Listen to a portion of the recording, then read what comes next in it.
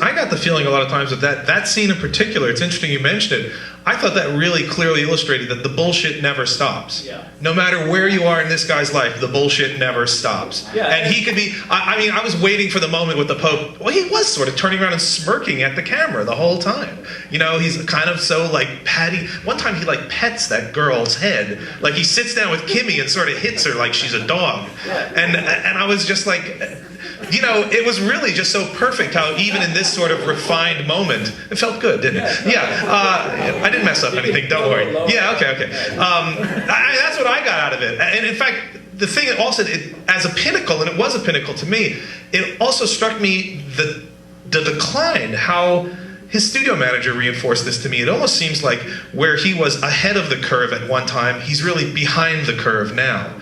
Like with the kind of crappiness of reality television, the sort of ever lowering tastes of everything, it's almost, he's become this other thing where he's dealing with the Pope and stuff. He's not down there, you know, fiddling around with the Lower East Side masses anymore.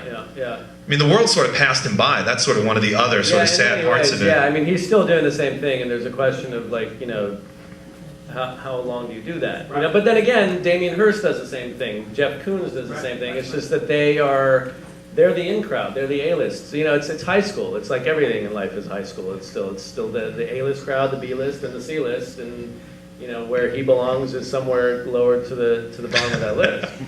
A deeper, darker letter. Yes, Bunny. Where did Kimmy come from? Kimmy. Explain Kimmy. She doesn't sort of pop up.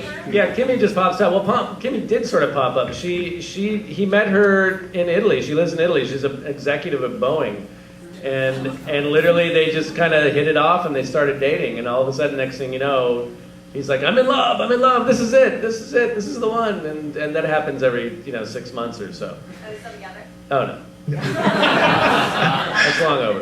Okay, the lady over here. Yeah, I wanted to ask, in that one scene at the end where he has the red shirt and he's crazy and all that, his eyes were at half masked and everything. What? He was under the influence of what? Or He was under the influence of Rome. No, I don't know. To be totally straight up honest, I know that he had about 9 espressos while we were sitting there. Otherwise, I literally don't know if when he went up to the bathroom something was going on in the bathroom, or if he went up to the bathroom he just peed because it was a 3-hour interview. The fascinating thing to me is that, yeah, it seemed like at a certain point he was high or drunk or something, but the reason we left the end part in, where he's making reservations, that it seems like he's just suddenly sober. Yeah.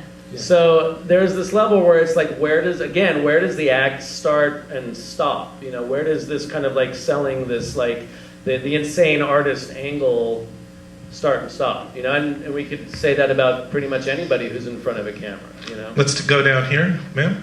So has he actually seen this movie, and what does he think of it? Asking if he's seen this movie. Costabia's seen it. We premiered this film at Tribeca last year, and we showed it to him for the first time ever, anything, 2 days before, and he freaked out. He was pissed. He was really, really worried. He was mad at a lot of his friends, and whatever. That's why we showed it to him 2 days before Tribeca instead of months before, because he would have driven me crazy. So 2 days later, we have a full house at Tribeca, and then a few days later, another full house and another full house, and people loved it. And since then, he has seen it 10 times, and like he will see it as many times as he can possibly see it. I would imagine he's somehow signing the DVDs at this point and and selling them himself. To his credit, when we started this film, he said to me, you can do whatever you want. Of course, he never had. There's no money in it. He has no control over it. But he said to me at a certain point, "Listen, I expect that I will come off badly, but I hope that I come off well a little bit at some points." Because he knows enough to know that even a bad story is a story. At least they're talking about you. Yeah. This gentleman right here. If you give him the benefit of the doubt and concede that he's an artist and he has a concept, do you think he is capable of articulating that concept better than he does in your film?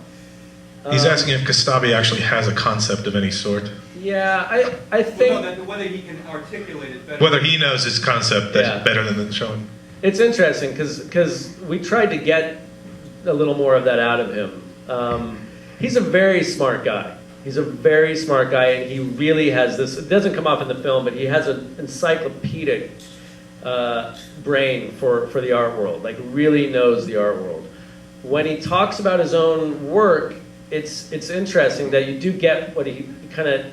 He veers off into these weird, like, the game show. But you have, to me, I think even the way that he kind of veers off is part of, whether it's conscious or not, I don't know, but it's part of his art, is that this whole package, instead of just being a painter or whatever, it's almost like this weird performance art to me. Whether he can articulate it that way, I'm not sure. I haven't really heard him kind of sit down and logically say, this is what I do equals this equals this equals this, because it's all wrapped up in irony.